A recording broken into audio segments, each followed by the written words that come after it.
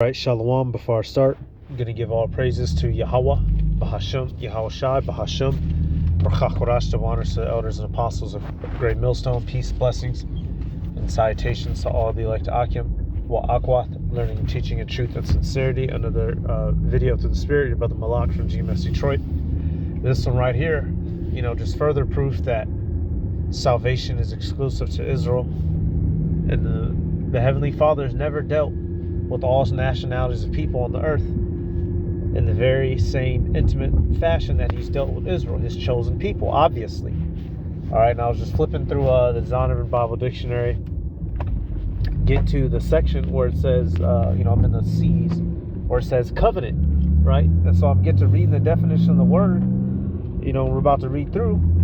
And notably, y'all, each time when you're reading in the scriptures, whenever the Heavenly Father made a covenant, like 98% of the time, he made it with that chosen line, beginning with Adam, and with the men that would go on to progenerate the Israelites, and notable Israelites themselves. The Heavenly Father has never opened up his loving arms and embrace to all nations.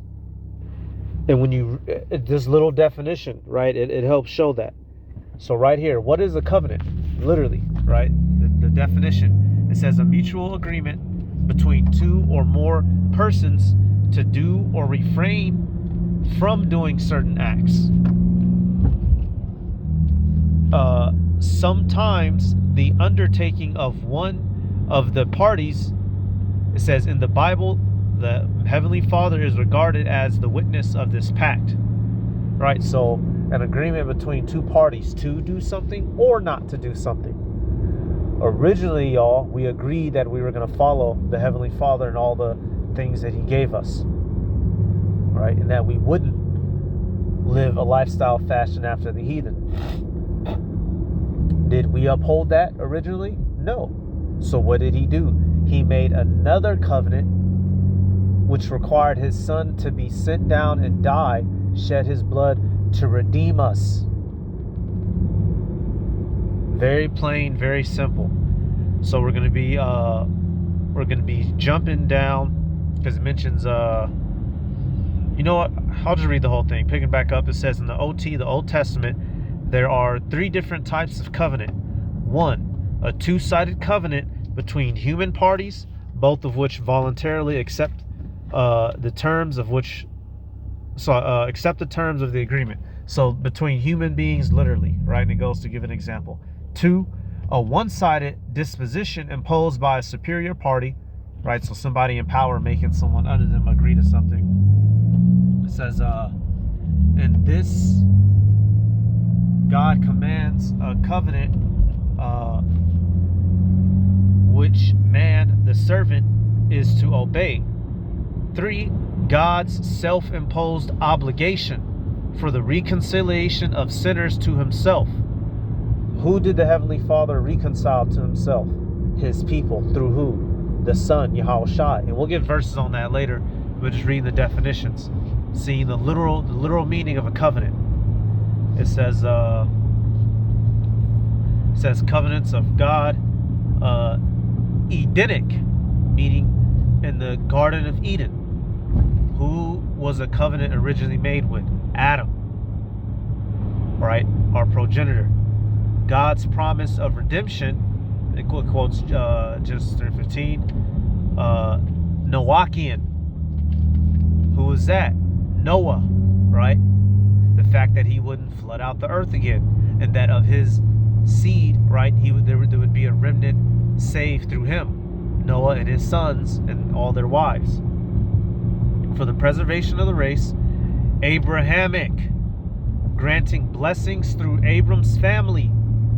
Sinaitic, on the Mount Sinai, who made a covenant with the Heavenly Father? The Israelites through Moses, granting blessings. It says, Sinaitic, designating Israel as God's chosen people. Levitical, making reconciliation through priestly atonement. Davidic, messianic salvation promised through David's dynasty. The prophets foretold a new covenant which would center in a person. Who is that person? Yahawashi. It says in the relationship to Yahweh through Mashiach. So literally, y'all, it goes from Adam to Noah to Abraham to Moses to David to Yahawashi. All our forefathers, y'all. The Heavenly Father has never came down here on the earth and made a covenant with the heathen of the world. He's never promised them to be his chosen. He's never promised them the kingdom to inherit all things. That has only been with the Israelites. So the Christian church has some explaining to do, y'all. Let's start with this one of the hitters. Psalms 50:5. Gather my saints together unto me, those that have made a covenant with me by sacrifice. So to be a saint, you have to be a what? An Israelite. Whom has the Heavenly Father made deals with on the earth? The chosen seed, the sons of God. Abraham, Isaac, Jacob. Plain and simple. Without argument, without fail. Even when we slip, what does he do? Sends a redeemer. He used to send judges. Now he has sent the ultimate judge, which is his son. That's why it tells you, you go to scriptures like this in 2 Chronicles. Whenever we would slip, what would the Heavenly Father send to attempt to redeem us back to that covenant? 2 Chronicles 36:15. It says, "And Yahweh Ba'Shem Yahawashi, power over their fathers, sent to them by his messengers, rising up betimes and sending, because he had compassion on his people and on his dwelling place." Who are the Heavenly Father's people? The Israelites. Why did he send messengers? As a form of mercy, to convince them to, get right. Would the Israelites obey? No. So what eventually happened? We were allowed to be destroyed. We were allowed to be captivated. And the end of it all, who has been promised to redeem us out of this low and sorry estate? The Messiah. What was the entire purpose and reason for the Messiah being sent into the world? Matthew, the 1st chapter. Real simple, real easy, real basic. All of the major covenants in the Bible have been made with the sons of God, the chosen seed line. Abraham, Noah, Adam, Noah, Abraham, Isaac, Jacob, Moses, right? Aaron and his sons, the Levites, David, Solomon. What are we talking about? Matthew 1:21. "And she shall bring forth a son, and thou shalt call his name Yahawashi, for he shall save his people from their sins." The Heavenly Father has only made deals with his people on this good green earth. Anyone trying to say anything else is quite literally a liar, fabricator, right? Covenant, right? You read Jeremiah, Jeremiah 31 and Hebrews 8, right? It tells us, the old covenant, that he's going to make a new covenant for the house of Judah and for the house of Israel, right? Let me 1 second. I know about the one in, give me 1 second. Right here, Jeremiah 31. I'm going to just go right to it, right? Jeremiah 31:31, it says what? "Behold, the days come, saith the Lord, that I will make a new covenant with the house of Israel and with the house of Judah." Once again. "Not according to the covenant that I made with their fathers in the day that I took them by the hand to bring them out of the land of Egypt, which my covenant they break, although I was an husband unto them." So right here, hey, we did break that covenant, right? But did the Heavenly Father utterly abandon us and cast us away? No. He drew up a new one that we could not fail no matter how much of, shitheads we were. Why? Because this covenant was no longer bound in our righteousness or ability to keep the law, but it was bound in his son's blood. Come on now. It says, but this shall be the covenant that I will make with the house of Israel after those days, saith Yahweh. I will put my law in their inward parts, and I will write it in their hearts, and I will be their God, and they shall be my people. So we will be made sinless. We will not be capable of sin. Hence, we will no longer be separated from the Heavenly Father in his glory. Y'all, these covenants have constantly been written and rewritten for us and for us only. Anybody stating anything else is a damned fool. And those Gentiles who are included are the Israelite foreigners who fell away. Plain and simple. Right here. Now, I just typed in this phrase and I wanted to see what we would get. Redemption from sins, right? Colossians 1 and 13. We'll start here. It says, who hath delivered us from the power of darkness and hath translated us into the kingdom of his dear Son. Wow. It says, in whom we have redemption through his blood, even the forgiveness of sins. So the foundation of the old covenant stood on forgiveness through animal sacrifice. The foundation of the new covenant stands on salvation through coverage of the blood of the Messiah. Both of these covenants were only given to who? Israel. It's without debate. It's without argument. These Christians, these heathen, because that's what the fuck they are. Heathen trying to nudge and budge their way in to something that they have no contractual binding to. Even if we literally wanted you, heathen, to be in the same lot as us, the Israelites, you cannot be. You and your forefathers did not swear to the Heavenly Father. You read in Exodus 24th chapter. Y'all didn't take the blood and put it on your ear and your big toe, right? You go read Exodus the 24th chapter.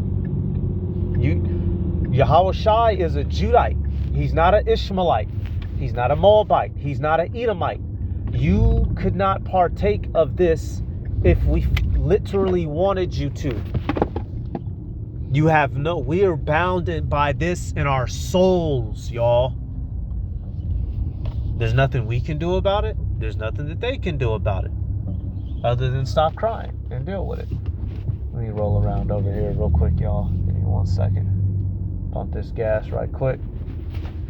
What was I gonna get? Oh, Second Esdras 3. Second Esdras 3. I want to start at where's that?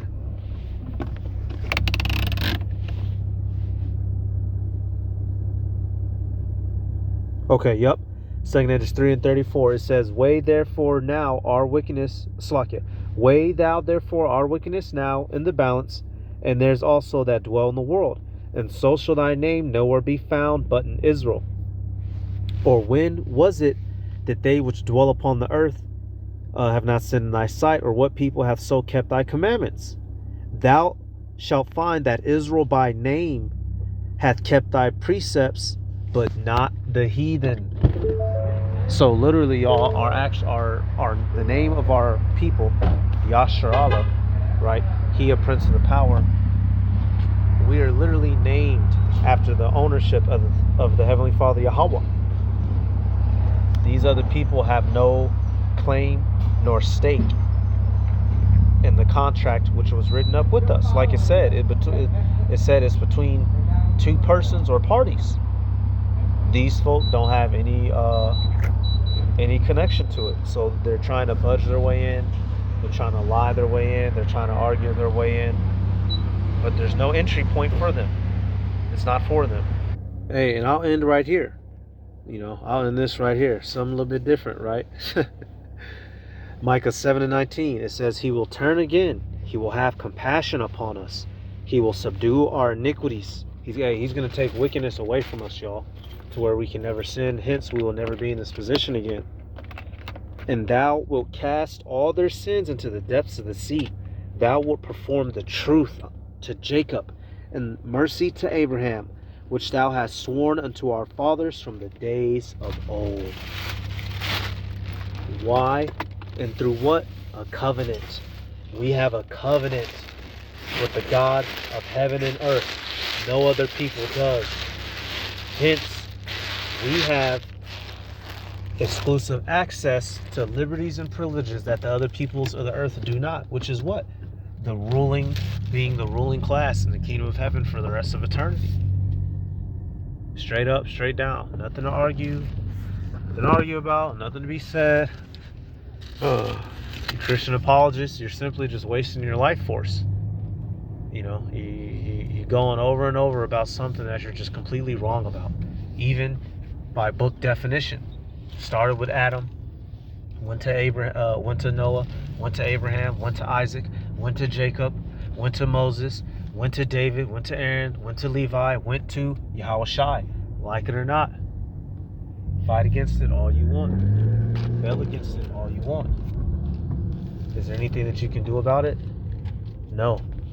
Plain and simple. So that's it, y'all. I'm gonna give all praises to Yahweh, Bahasham, Yahushai, Bahasham, Rechakorash, the waters, the elders and apostles, great millstone, peace, blessings, and salutations to all the elect Akim, Wa Akwath, learning and teaching of truth and sincerity. Shalom.